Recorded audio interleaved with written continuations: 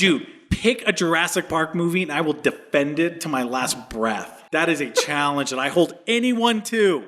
You hear that? Anyone who wants to come up against Jurassic Park or World, the entire franchise, I will stand between you and that franchise. I was just expecting there to be a bit more of a spectrum. No, fuck you, Star Wars fans. He's just a guy who's a guy being a guy.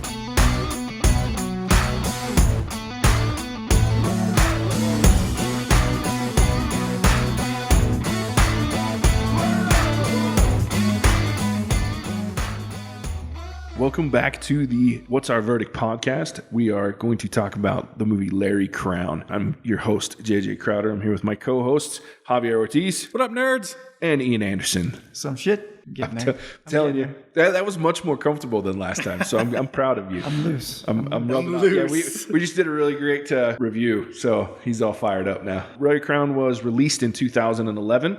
It was written by Tom Hanks and Nia Vardalos. Tom Hanks wrote this? Yeah, he wrote this. And Nia Vardalos is the main character from My Big Fat Greek Wedding.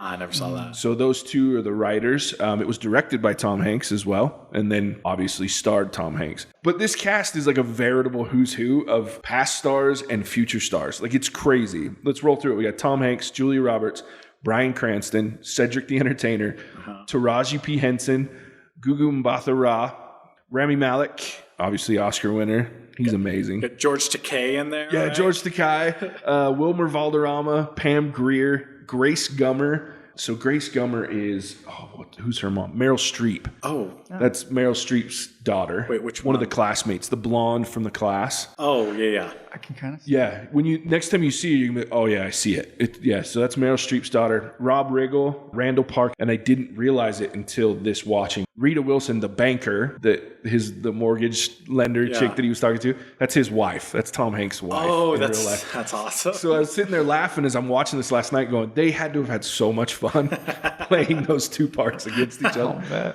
That's awesome. Yeah, so this cast is unreal. So let's talk about the movie. Larry Crowne's a simple man who loves his job at the U-Mart, even picks up the garbage in the parking lot on the way in. After being called to the employee break room believing he's to win his 9th Employee of the Month award, he's actually fired due to his lack of college education. Which makes no sense. Who gets fired from Kmart because they don't have a degree? No, this was U-Mart. It was U-Mart, man, and it's more like Costco than it is Kmart. See, it was a warehouse shop. So he also finds out that this is the reason he's been overlooked for promotions in the past, due to they have a policy at U-Mart that you had to go to college in order to matriculate up the ranks. Because some dude went to Chico State for 3 semesters. Or SMU, baby.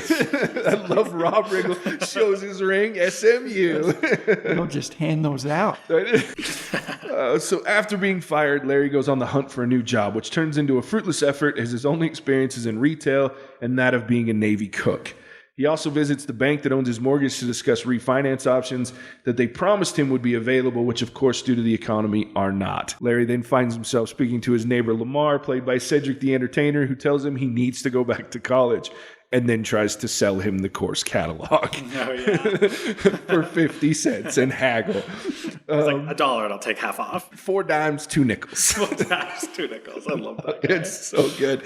So after realizing this might not be a bad idea, Larry ends up at East Valley Community College in the courses of Speech 217, The Art of Informal Remarks, which he's told by the Dean of Admissions will change his life, as well as Econ 1. So Javier has informed me that he has many questions. So many questions. So he also had some observations. So we're kind of going to let him lead this discussion for now. So many observations. I'm very interested to hear the observation and hopefully answer some questions, because I love this movie. It's one of my favorites. One of my first observations is, having been in human resources, that layoff was atrocious.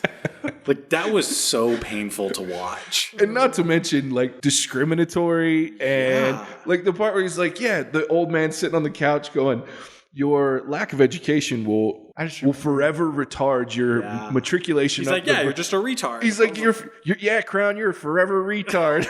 I'm like, oh my goodness. So bad. That was so hard to watch. And you've got just the stereotypical HR chick in like a women's pinstripe suit in the corner, and she's just going over some like discriminatory, like just jargon no one's listening to. I'm just like, jeez. I thought that part was funny, while horrible in regards to an HR sense. Funny because they had like all the archetypes of who would be firing you if you were to get fired. That's so true. Because they had the one guy who had no idea what was going on, so he just would repeat what was being said. Yeah, it's going to be tough for you, Crowne. And then you had the one that was like kind of trying to just be direct and to the point and get rid of him, trying to also care at the same time. And then you had the other guy who was just a jerk, which is you just had everybody that you would love to see if you're ever getting fired. I think I've known a couple of those. Like, oh, absolutely. Absolutely. And I think going into this movie, and I maybe should have prefaced you, but I really just wanted you to watch this movie clean. And I didn't even look it up. I was like, I'm not going to read a synopsis, nothing. I just want to watch it and see what happens. Which I love. And it's obviously a huge satire on reality, but there's so many cool themes within it as well. So that's always a big thing for me. But I love that was the first thing. I never would have put the HR premise on it until you said that. And then I'm like, shit, we're all HR, and we're sitting here going, that shit's hilarious. You're forever retarded, Crowne. What the hell? Maybe we're just all bad at our jobs. Could be. Which brings me to my next observation. Yes. I'm watching this movie. I'm like, this is just a movie of people who are just really fucking bad at their jobs. You've got like all these managers who just butcher this layoff, right? Mm-hmm. And then you've got Julia Roberts, who's like the shittiest professor ever to live. And you've got this like dean of students who does like, Tai Chi in the front. Tai Chi and believes it like cured his diabetes. And he's like, all you need in life is these 3 classes. I was like, public speaking and econ? Like, but the way he laid it out was so epic. Like, he's like, okay, let me lay this out for you. You start with, what is it? You start with econ 1, then you do the speech 217, and then it was a writing class, and I can never remember. But then he goes, you learn how to handle your finances, you learn how to speak to people, and then you learn how to write about it all. Which I have taken a basic intro to econ class, and I would never foreclose on my house given the information that I learned in that class. I know. That's insane. But dude, you were never taught by George Takei. That's true. And honestly, it's like... course packet. Yeah, the course pack. That's right. My whole theory in this movie is like they gave Tom Hanks like a script, and everyone else, they were told just to improv shit. So Tom Hanks is like going through this story, and everyone else is just like wheeling and dealing, just whatever comes to like George. Is it Takei? Whatever. I'm pretty sure his directions were like stand on this podium and say things that kind of sound like economics. Yeah, and be creepy as hell. Yeah. He's like laughing like the Joker. I'm like, what the hell is happening? Dude, I love the line. So his first line is he comes in and he explains this class, right? And then he starts laughing. And then he's like, usually people are afraid by now. Considering you're all here, that shows a good economic decision. And I just was like, that is such a great way to start your class.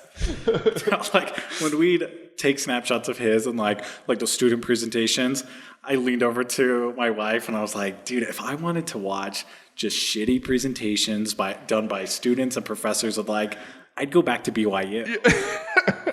Like this blows. Oh, so funny. Oh man. Okay, so what's your next? Okay. My next observation is, so he gets laid off, right? And he's like, he's calling these places and he's like trying to get a job. I was like, oh dip. Like I would actually really like this movie if it was about a boomer trying to get a job using traditional boomer advice. Like just pick up the fucking phone and call him or drop off your resume, shit like that. Yeah. I was like, oh yeah, then we're gonna watch him starve and die. Like I'm so excited for this.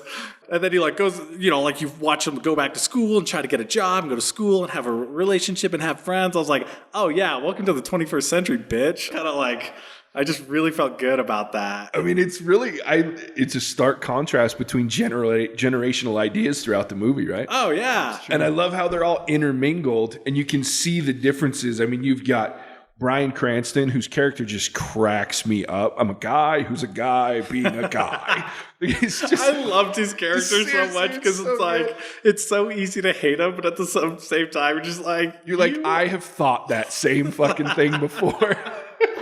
You're just like, you are so worthless. Like, I can't be that mad at you. Okay, the argument they have in the car after the dinner when they're both shit ripped out of their minds. Yeah. And he's bitch, like he's keeps like it's silent for the first minute they're in the car, and he keeps looking at the cheesecake on the dash. I've been there where like not shit ripped driving, but can you please take the cheesecake off the dash so it doesn't slide? And she with attitude grabs. I was like, ooh, that would trigger me. I know. Then he just starts going off. You're just mad because I like big knockers and you don't have any. He's like, it was a joke. I was like, oh, dude. He instantly gets this face like, fuck, I fucked up. I take it back. I should probably take that back. No, that's right. Doesn't even say he takes it back. He's like, I probably should. Like, that's the most half-hearted, like, limp dick apology I've ever heard. She's like, fucking, stop this fucking car.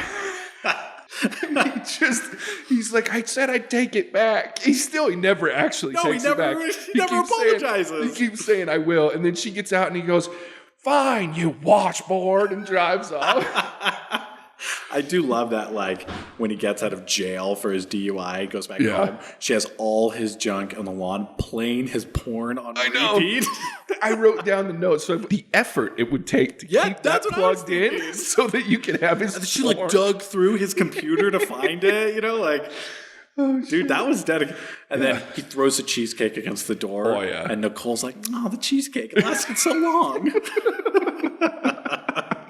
On the topic of the cast, though. Yes. Awesome cast. Oh, like, amazing. I did love the cast. Like, we get to the scene. I was like, oh, I didn't know that Freddie Mercury was going to be here. I love it. And he's probably my favorite, like, bit character in this whole thing. I loved him the whole way through. It's He fantastic. gets up and talks about toaster waffles. And I was like, After yes. he got done doing French toast, it's like, I got one. I was like, that's pretty good. Oh, I think I wrote that shit down too. His line just killed me because I just. He's like, ding, ding, applaud for me. applause, please. That was pretty good. Yeah. I did. The one I struggled with was, I forget the actor's name, but Fez from that 70s show. Yeah, Wilmer Valderrama. I could not hear Fez. I know. We were just talking about that before you came back in the room. I would like repeat every line he said with like a lisp. I know. Well, there was a line. So Ian, you brought it up. Yeah. Where he's making. It's after the haircut. Larry Crowne and after the haircut, Larry Crowne and him are. Don Gordon. with Yeah, a when G. they're sharing the real names. Yeah. And then it's kind of like one of those like I'm going for it and you're going for it. And what does he say? Oh, he says. I love her the most. I love him the I love most. her the That's most. exactly. I was like, there he is. There's Fez. I love him the Take him most. serious. He seriously has the best one-liners in the whole movie. Like when he's looking through the glass near the end of the movie, and he's see looking at through the thing. glass. He goes, "Hello, I see you. This is glass. I can see through glass." Like I seriously, to this day, laugh out loud for 5 minutes until that's over. I laugh because I know it's coming. Like it's just funny every time to me. I also thought they were very true to like Julia Roberts' office. Why do all professors have the most cluttered, disorganized offices you've ever seen? Like, they are slobs. And so they showed her office. I was like, oh, yeah, that makes sense. Pretty realistic, Yeah, right? super realistic. Yeah. And there's like a bunch of books they went to Goodwill and picked up. And Oh, just yeah, put like there they've never and they're- read. Yeah, they just lay them back there, so it looks like they're educated and well read. Yeah, no, I All right, so my first question is, how did Julia Roberts, who's like a part-time community college professor, and her husband, who's a failed writer, afford that house? That was a hella nice house. So what they don't Where explain, are they? Like, what state are they in? I don't know that it They're ever. in California, I think. Okay, then I have no idea where Which they're makes at. a lot yeah, of sense. that doubles my question. Sure. Yeah, I'm not sure where they're at, but I do know, like, I had that same thought, but the only thing I can think of, because they obviously never explain it, but I think when you see that she's thrown all of his shit out at the end, when she kicks him out and laid the porn out, there's a whole lot of books, like published books. Well, they mentioned that he's published 2 books. Yeah.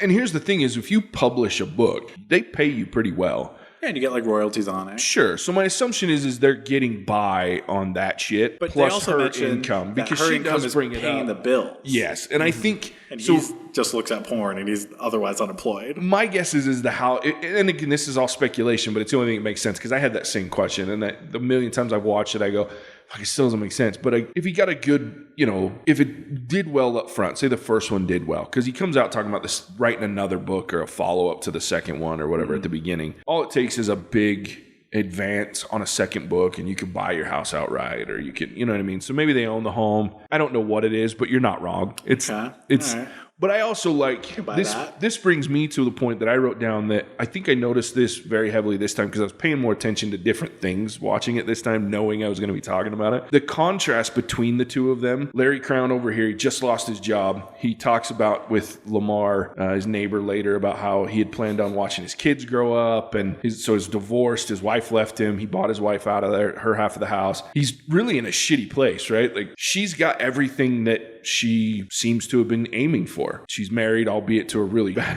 husband. She's got a home. She's got a job that she has said that she wanted to be a teacher. So she's doing what she wanted to do. She has a degree in what she loves. She talks about Shakespeare and about lit being something that she loves. So she has everything she wants, but she's fucking miserable. Larry Crowne's probably one of the happiest bastards on the planet, even though he has his moments, right? But he's always just finding joy in things. Mm-hmm. Like I still to this day will sometimes be like spectacular just because I love the way he says that shit. But that's like the contrast between those two characters of she has everything you might want for the American dream in a way. Maybe not the greatest on the planet. She's not wealthy, but she has enough. He, at this point, has nothing, but he's still just figuring it out and trudging forward and doing it, and he's happy. And she is just that close to being a shitty alcoholic, and her life goes to hell, right? And so I really found that contrast interesting. I was like, that's a cool comparison between those two. That is a good comparison. Though for someone who likes her job, she sure does try to cancel classes like a hell of a lot of times. Too excited. Considering that those professors are paid by the credits that they teach, you would think that she would be like way more motivated. Well, though, speaking from someone that was a functioning alcoholic for a good long time, the morning is not when you want to have to do something. So the 8 a.m. class, I laughed because she comes rolling in after she got shit ripped at home the night before on her friggin' Contro and whatever the hell else she put in that ice drink. Yeah, I was laughing. Yeah, 8 o'clock. 1, 2, 3, 4, 5, 6, 7, 8, 9. This class is canceled. And bursts in Larry Crowne. Am I late? Fuck. Which the whole time I was like, did she take acting lessons from like Kristen Stewart for this movie? Because she had the acting range of Kristen Stewart in this movie. Yeah. Until the last like 5 minutes, and I was like, oh, like light switch, she's not a bitch anymore, and like she actually enjoys life because she cleaned her house or something. Like, hey, she got her shit in a pile, man. That's what we always said. Yes, like that part like actually kind of threw me. Yeah. I was like, I know when I started this movie, the whole point was to see her character arc finally be happy. Yeah. That came way too late, man. I agree. Like way too late. She's like agree. miserable, like you said. She's like an alcoholic. She's drinking like mojitos at like 8:30 a.m. She canceled an 8 a.m. class, went home and started drinking. Yeah. And I'm like, holy shit. And so she's like that character the entire time. And then suddenly she like cleans her house. Well, she made out with Larry Crowne, dude. Yeah, but even after that, she was a total bitch. Well, yeah, the next day she was, I guess it was when she got straight was when Talia told her that he didn't say anything and that he really liked her. And she was like, oh, fuck, I'm not a piece of shit. So really this whole time she just needed to clean her house and make out with a dude? Apparently. Come on. Okay, when you say it that way, I can kind of see where character arc it's is a little silly. It's a little silly. No, I do love the line though when she comes home from that class and she's drinking, and then she's talking to Bryan Cranston. He's trying to like sell all this shit that he's been doing all day. They're comments. Yeah, it's not a posting. It's a comment. It's a comment. Like you're lame. But I love that she's got this fishbowl of a drink, right? That's frozen. Oh yeah. And she's sitting on the couch. She goes, "I'm honest with you. Everything I tell you, the highlights and the highs and lows of my day. The low being canceling an English lit class or something like that, and the high, I'm drinking it." I'm drinking it. She says it to her husband. I know. I was like, oof. And I love that she just flat calls him out. You were watching porn. It's like, what? Yeah, you don't believe me, do you? Yeah. I love that he's still like, he is just going to ride this lie all the way to the end. Yeah. And then when he finally gives in, the first thing he fucking says is, "I'm just a guy who's a guy being a guy." Like, he like bangs on the window because she's sitting on the patio, just trying to avoid him. That's a fun character. Every time he said that, I couldn't help but think, I'm just a dude who's playing a dude who's disguised as another dude. Yeah. I'm just What do you mean, you guy people? Who's a guy? Okay, my next question is, this guy is broke as hell, right? Yes. He's losing his house. How did he pay for college? I understand it's a community college. He's not going to Harvard. Sure. But that's still not cheap. I think the key to the thing is he wasn't necessarily broke. I think he was smart enough to have some things set aside to get him by. I think the key was, if you watch the two things he got rid of are the things he couldn't afford and still live, being the house that he was obviously upside down in. His car. And that big SUV, which is why he gets the scooter, right? Mm-hmm. So I think, to your point, yes, there was obviously some money issues. And it was hilarious that all of a sudden he became an econ, like, specialist by taking one course. 101. And technically he's like halfway through the course and he's got this shit figured out. Literally all they teach is like macros. And ridiculous. But I do think that, like, at least for me, it's implied that he's not stupid. So he's got some money shoveled away. He's just trying to figure out, how do I maintain my lifestyle? And then it's, well, I'm not going to be able to. And then he gets, of course, the little funny cooking job, which I really enjoyed. That whole, every scene in that place is beautiful. Tough but fair. And let me just tell you one of the other lines that every time it happens. So when the two ladies walk in at the end, Pam Grier and Julia Roberts walk in, and the two bosses are sitting at the table, and he goes, "Hey, how do you say in Spanish, my next wife just walked in the room?" And the guy says it in perfect Spanish. He goes, "Mi esposa." Seriously, that guy. And then he walks over and goes, "Larry, food, go cook it." But I also love Cedric the Entertainer's character in this show. I loved it so much. When he pulls out in the scooter and he's like honking, he goes, "Yeah, pennies to the gallon, Lamar." I think he got me on that deal. So like he tries to sell, what's his name? Those like dinner table trays for like $100 a piece. And then he's like, $1.99. You see how this works? I was like, oh jeez, are we gonna watch this? All the way down to $50? $2.50, $97.25. I do this all day, every day. Then he finally gives them up for $8 for the set. Like I love it. It's great. You were thinking about it, weren't you? I know, yeah. That's my favorite part. You were thinking about it, weren't you? I kind of was. No. It's like $97 is a lot for TV dinner trays, but is it really? Yeah, no. He's like going back again.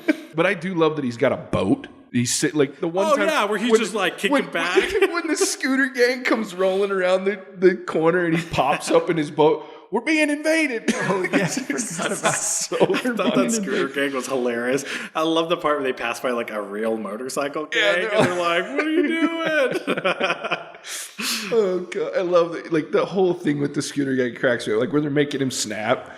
Yeah. Like keep up with it and just making fun of his ass. On a trial basis. Or at the end, like one of my favorite where he's like, when he's getting his hair cut and he's like introducing him and he's like, "Hey," he's like, "raise your right hand, say something patriotic. After these messages, we'll be right back." Welcome to, what did they even call it? Like, I don't know what they called themselves. The Street Patrol or something like that. Patrol. Street Patrol. That's what I'm talking about. I think my last point was how George Takei's character has a PhD in economics. Like, what the hell is he doing teaching at a community college? I mean, I think the answer's in the question there. Like, did you see his performance? Like, it's just... I do love the last class, though, where he starts laughing like that again, and he's like, "By this time, you all should be laughing with me." And then everyone laughs with him. And I love the shots, like the camera angles in this film are just amazing to me. Like when he's sitting in the crowd and he gets in trouble for his cell phone early on with George Takei, right? The Dr. M comes over and he's like, "They call them smartphones, but only dummies use them in my class." I shouted. I was like, "The boomer got out boomered." Like, that's what's up. But there's this shot where he's texting with Tao Yu sitting right next to him. And George Takei's talking, he's doing his lesson, and all of a sudden his hand sticks into the camera shot. And then he takes it and he's literally holding it and he shakes it at him. Like or when he comes in late. I love that line. When he's like, this is college, Mr. Crowne. There's only two things you can't do: smoke in the building and use your phone in my class. And then sticks out his hand. And he's like, yeah, and then he pulls it out, puts it in his hand. Or at the final, he's got a row of phones on the table in front of him. I loved that character. He was a fun character. Every aspect of that. I will say this, though. Overall, that movie, I literally have a note that says, "What the hell is happening?" Yeah. And the answer is nothing. Nothing fucking happens in this movie. This dude gets laid off and then in the beginning, and he kisses Julia Roberts in the end, and in between, nothing happens. But I love it because it's life, right? Like, how many of us do that? We go to work in the morning, we kiss our wife or girlfriend or husband, boyfriend, whatever it is at night and go to bed. And really in between, if you think about it, is anything significant happening between those two things? If I wanted to be reminded of my slow but steady march to death, I would... I don't know. I would like keep a diary or something. I don't want to watch Tom Hanks remind me that I'm going to die eventually. My life is boring and it sucks. But at least it's funny. Like everything in there. Okay, let's talk about this classroom, for example. Like he goes to this speech 217 class. Don't even get me started on Rami Malek. When she takes his phone that first day, like he gets a call from his roommate looking for the weed. Dude, it's in the cigar box underneath the coffee table. Or then she's in the middle of ripping his ass and he's like, I got to take this. And not to mention his first line is he fucks up her name after she just got done saying, my name is Mrs. Tano, not Tynot, not Tybo. And he's like, hey, Miss Taynot. She's like, really? I did. Tybo? And he keeps going for like 4 more tries. I'm like, dude. He goes through everyone that she said it wasn't, and he never gets it right. Or at the end of the movie when he goes into the last class at the very end. I love when they all walk in there. What is this again? It's Shakespeare the politician. Oh, really? Come on, guys. Thanks, guys. The Map Genie thing, like their introduction to like actually being more than just student and teacher. Like he rides up on this scooter and she's like screaming this opera song. What year was this made in? 2011. Okay, I was like, there's no way Julia Roberts is right. Like, she has to know that you can turn that voice off. I kept thinking it was way later than it was. Like this was way before 2011. But then they'd pull up. Okay, even if it was during like the economic downturn of like 2008, that's still like not good enough for me. Maybe if this was like Great Depression era, we're talking like the 1930s, I'd be like, yeah, like I get that. 2008 though, she doesn't know how to use a GPS. I mean, let's just be honest though. When you listen to like the instructions that he's going through in his head as he's pushing, like he's leaned all the way in with his helmet on. He's straddling his scooter, which is leaned to the side. So he's got to hold this thing up and he's kind of tucked into her car. And you can just see her going, what the fuck is happening right now? And he's going through, there was quite the process to get to turn that voice. It was like 20 steps. And I love the part where he gets to it, he's like, voice off, back. How long's that been broken? I was at that point, I had to remember like, this guy is not Forrest Gump. Yeah, Like, I know. You could hear Forrest Gump. Oh, yeah. Like in Tom Hanks' little like accent that he's using. Yeah. Jenny. Oh, yeah. And at this point, like I was like, oh yeah, this guy's a moron. Yeah. But then later in the movie, it's like he's not a moron. He like aced all his classes. Yeah. So that part like really threw me through a loop of like trying to understand this character in my head. I was like, okay, yeah, Tom Hanks, the moron. Yeah. He's just a goofball, man. Like he just, like I love the part when he's just got his hair cut and he comes out and they've rearranged his house and he's just like looking at it. Spectacular. Feng Shui. Yeah. Julie Roberts all pissed because she thinks he's sleeping with Talia. Yeah, that kind of threw me off too. I was like, what does she care? Well, she's miserable. She's married to dumbass Bryan Cranston in this movie. And this guy's all nice and shit. So, I would love to be close, distant friends with Bryan Cranston's character in this movie. Like, I would love for him to just like have a fight with his wife and like come tell me all about it. I'd be like, yeah. Or he's that guy that you screwed up real bad. I was gonna say he'd be that friend that you blame everything on. Oh yeah, absolutely. And then he's like, so when am I gonna meet your wife? You're never gonna meet my wife. You should stop. She meeting fucking people. hates you. But we've never met. Oh, I've laid the groundwork. So, kind of like your wife. Like I met her once. Yeah. I just haven't seen her since. So kind of like that. No, actually, she figures. She asks me all the time. So have you corrupted those 2 guys yet? Because I was like, Javier, it won't take much, but excuse me, I am the last defense. Yeah. I'm incorruptible. Yeah. I'm an immovable object. Exactly. Fuck you. Exactly. All right. So Larry Crowne. What other thoughts? Ian, you haven't talked much because we've been kind of dominating the airwaves here. So what were your thoughts about Larry Crowne, man? No worries. I was definitely in the middle. I didn't love this movie. I didn't hate this movie. It was entertaining. To Javier's point about how if I really wanted to be reminded about real life, I couldn't help but feel like this was the actors playing their hands like, what would it be like if we were just regular people? If we were poor. Isn't this so fun? That's the impression that I got. I think it was at the part where he's like turning on his sink to brush his teeth or something, and it's like, that's not what Tom Hanks' bathroom in real life would look like. I wonder what they think. I wonder what they think of playing regular people. Right? It's a fair question. So that's probably the biggest thing that I got out of it, which there's a lot of funny one-liners. I'll agree. Sure. Most of what you guys have touched on, I thought was hilarious. Lamar was probably, and his wife were my favorite characters. Yeah. It was entertaining. I would go to that garage sale pretty much every day. Hell yeah. The actress that played his wife is amazing. Taraji P. Henson. Yeah, so I saw her in, I forgot the one where works for NASA. Oh, yeah. I know what you're talking about. I can't think of the name of the awesome movie. Great movie. She's also in a TV show. Oh my gosh, how am I blanking on that one too? Empire? No, it is with the guy from The Count of Monte Cristo. He's like a washed up Secret Service, and it's like this AI. So is this Person of Interest? Yeah, she's in that. She was in that. She does really well in that. Like, I've liked everything that she's been in. She might be one of my favorite actresses. Like coming up, because does a lot. So did you ever see the one, The Proud Mary? She just recently did year or two ago. Where she's like an assassin. You should watch it. It's interesting. We should do it. Okay, that'd be cool. I really like it's her as just like pure badass. It's pretty. I mean, I've seen better movies, but it's fun, and she's great. She's got a really long spectrum of what she can do. Because I think I was telling you in this movie, I thought she was the nicest, sweetest lady. But anytime I haven't watched Empire, but I've seen the previews, and I'm just like, man, she is a witch. Like, oh yeah.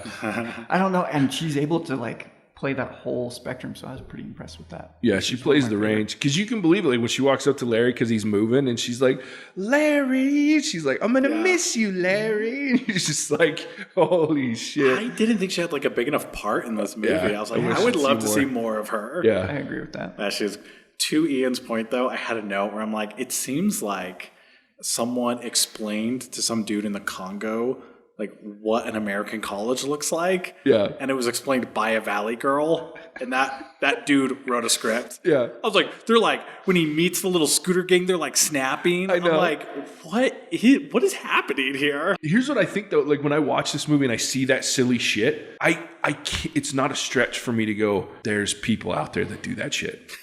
You know, every time I watch this movie, I'm like, this movie is, because it's silly. I know that. Like I sit and I watch it, and even though I love this movie, I watch it and go, there's some dumb shit in this movie, but there's some dumbass human beings in this world that are doing this shit. That's fair. Every fucking day. Yeah, that's and fair. I think that's why I laugh at it. And you would find them at community college. Well, sure.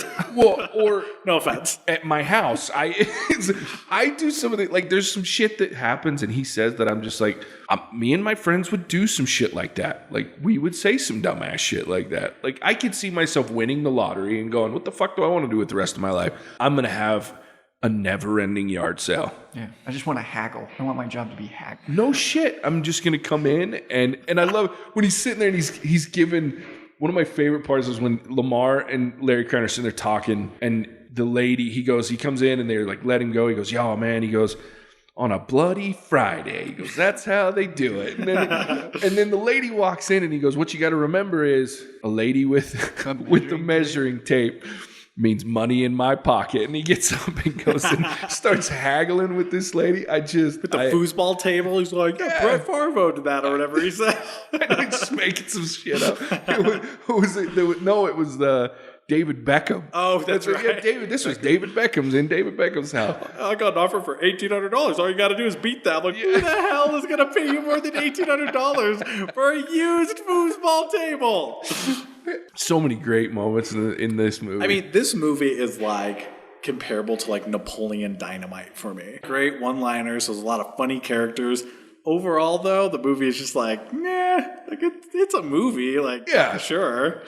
I mean, for me, it's like, it's pure entertainment, though. It's just fun, right? But there's also, if you get down to the brass tacks, there's some pretty interesting themes throughout the movie, right? So, again, I've already mentioned the relation between Tom Hanks and Julia Roberts' characters, where they're both in a similar situation where there's some really shitty things going on, but how they manage those things are different. But you've got like Talia's story, where she's just this free spirit, changes everybody's name because she changed her own name. How funny was it when she makes Larry Crowne get naked, half naked in her freaking storage closet to give him free clothes. She's always giving him something new, Take a off your watch. pants. Yeah, take off your pants. Hey, He's my boyfriend's here. Put your pants back. Yeah, Larry, put your pants back When he on. bends over and Wilmer's just like, oh. It's like, oh. I was like, oh yeah, some Tom Hanks booty and some whitey tighties. So funny. But like all of that shit, like I'm just like somewhere this is really happening, but the themes are there, right? I love at the end you have this guy that's pretty much picked himself back up. He's figured it out. He's found this really cool girl who's a fucking hot mess, right? But she's figuring her shit out. You got this crazy girl that's got soy sauce tattooed on her ass now, who's with this really weird dude that let her change his name and chase. It pops up like a fucking ninja throughout the movie, like randomly. I do love this character. Here he is. Like, I just love it. Like, it's like she pulls over with Larry to take him to Julia Roberts on the bus stop, right? And here he comes. He looks over like, what the fuck are they doing? He comes rolling up. He's like, what are you doing? Hooking Larry up. Yeah. Like in front of Julia Roberts. Yeah. They're having this whole conversation. And I love that she like chastised Julia Roberts. She's like, I wouldn't want to interrupt your dance in the Dell with Bambi. She's like, hey, Bambi was a boy. Fun movie. All right, let's talk about what we thought of, like, rate it in our lovely rating system, whether we'd watch it again. Everybody knows the answer for me. I will watch this movie thousands more times before I die. One, because every time it comes up on my feed, Casey's like, we have to watch Larry Crowne. And I can't get enough. We're talking like a 10 out of 10 rating right now? I'm going to say 9.5. And that's because the only reason I say 9.5 is literally because I can't give it a perfect 10 because there are flaws. I can't say there's not flaws. I can't say there's not parts of this movie that I go, that was kind of stupid. But it makes me so happy to watch this fucking movie. Like, every time I finish watching it, I'm like, I could pretty much quote you this whole movie. You've seen that now over the last 40 minutes. Didn't even look at his notes as he was like quoting direct lines. I don't have to. And I'm only halfway through the lines. I know this movie inside and out. But every time I get done with it, I'm like, I love it. I'm so happy to watch this movie. So 9.5 out of 10 for me. All right. So the movie was fun. Don't get me wrong. It was a lot of fun. And I'm glad I watched it. Like it was way better than Gemini Man. Yeah. And it was the first one you were able to watch with your wife and not maybe feel a little guilty about. Yeah. Dude, side story. I was watching The Witcher and because JJ's like, you got to watch The Witcher. And I'm watching it with my wife and boom, we walk into the orgy scene. And I was like, oh, thanks, JJ. Anyway. See, I'm Bryan Cranston's character to Javier. Like anything he does wrong, it's JJ's fault. He didn't tell me there was boobs and everything in an orgy flying around. Anyone listening to this is like, how did you not know that was a possibility? And I did feel bad. When you told me that, I was like, oh shit, I should have warned you. There was like other people in the room. Anyway, we're not talking about that. That's funny. Fun movie. Glad I watched it. I'd probably give it like a 6 or 7 out of 10. Like Tom Hanks is one of my favorite actors. Yeah. So like this is still a fun movie. It's like inconsequential though. Like nothing really happens. Like it's fun. I will put that up with movies like, just comic relief movies. Mm-hmm. Will I watch it again? If my wife wants to watch it again, yeah, I'd watch it again. But I won't go out of my way. So at the end of it, did your wife like just enjoy the movie? Yeah, she did. Did she? Yeah, she really enjoyed it. So. That's funny. Yeah, for me, I would watch it again if somebody else hadn't seen it. For me, it was one of those, like, I'm glad I watched it once. I know the story. I don't know if I want to relive the story or not, because I feel like I have lived that story. As far as rating, I'll go with like a 6. Cool. Yeah, I'm gonna go with 7. I will say that I love how much JJ loves this movie. That is true. He made this movie better for sure. I feel like I came out of one of these days. I'm gonna make you more after we talked about it. Yeah, dude, we should do some of our favorite movies. Since now we've seen one of JJ's favorite movies, I feel like we should do one of ours. I'm in. Bad idea. Mine is Jurassic Park. I can get behind Jurassic Park. Yeah, you absolutely can. The new Jurassic Park? Any of them. Dude. Okay. Dude, pick a Jurassic Park movie and I will defend it to my last breath. That is a challenge and I hold anyone to. You hear that? Anyone who wants to come up against Jurassic Park or World, the entire franchise, I will stand between you and that franchise. I was just expecting there to be a bit more of a spectrum. No, fuck you, Star Wars fans. He's just a guy who's a guy being a guy. So anyway, I love it. I feel very strongly about those movies. Apparently, look out for maybe we'll call it the what's our favorite series or something like that. And this will be like the first episode because you guys see me geek the shit out of Larry Crowne. Then when it comes back around to me, I'm going to make you guys watch another one you're going to hate. But I love it. I actually didn't hate that as much as I thought. No, I'm glad. I didn't figure you would, just because there's no point to hating it because there's no point to the movie other than just. Yeah, there's nothing to hate because nothing happens. Yeah. When considering we watched Gemini Man, right? Oh, fuck. Yeah, that didn't hurt either. Softened the blow. Yeah, and honestly, like the direct comparison. Oh, God. Probably helped. Yeah, when you're watching them back to back, you're like, son of a bitch. All right, so Larry Crowne, I'd say based on the ratings, go see it at least once just for entertainment value. Yeah. Maybe you'll fall in love with it. Maybe you won't. But thanks for listening. Bye-bye. Till next time.